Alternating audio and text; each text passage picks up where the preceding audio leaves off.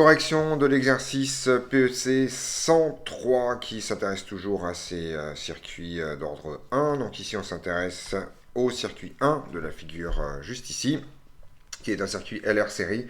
Et on vous demande de trouver en fait directement l'expression de H bar.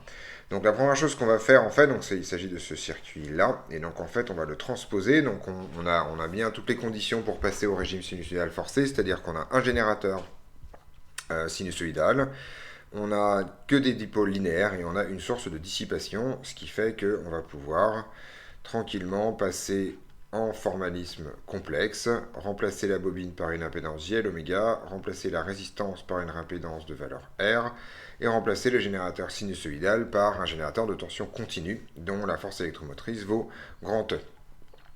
Ici, j'ai donc UM bar, et H bar, en fait, c'est tout simplement le rapport entre UM bar et E bar. On reconnaît alors immédiatement un pont diviseur de tension ici, ce qui vous dit directement que UM bar sur E, c'est-à-dire H bar, dans cette histoire, est égal à R sur R plus JL oméga.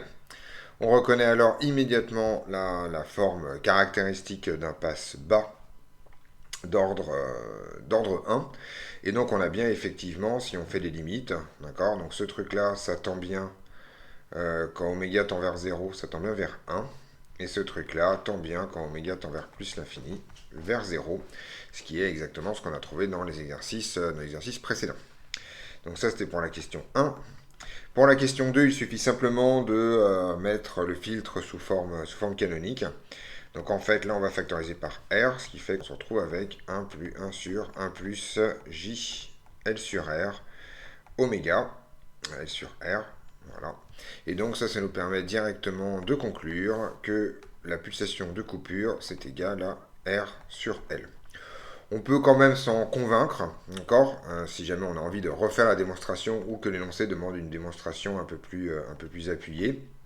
En fait, il faut se souvenir que par définition, le module de H bar en oméga C, ça va être égal ici à H max sur racine de 2. Or ici, H max, ça vaut 1. Et donc en fait, on se rend bien compte que si je calcule le module de H bar, ça c'est donc 1 sur racine de 1 plus L carré sur R carré oméga carré. Et donc si on remplace oméga par R sur L, eh bien on a bien que H bar, quand oméga est égal à L sur R, à R sur L, pardon, qui est égal à 1 sur racine de 2, ce qui montre bien que le oméga C qu'on a trouvé est la pulsation de coupure. Voilà, donc ceci termine cet exercice. On se retrouve dans une prochaine vidéo pour l'exercice suivant.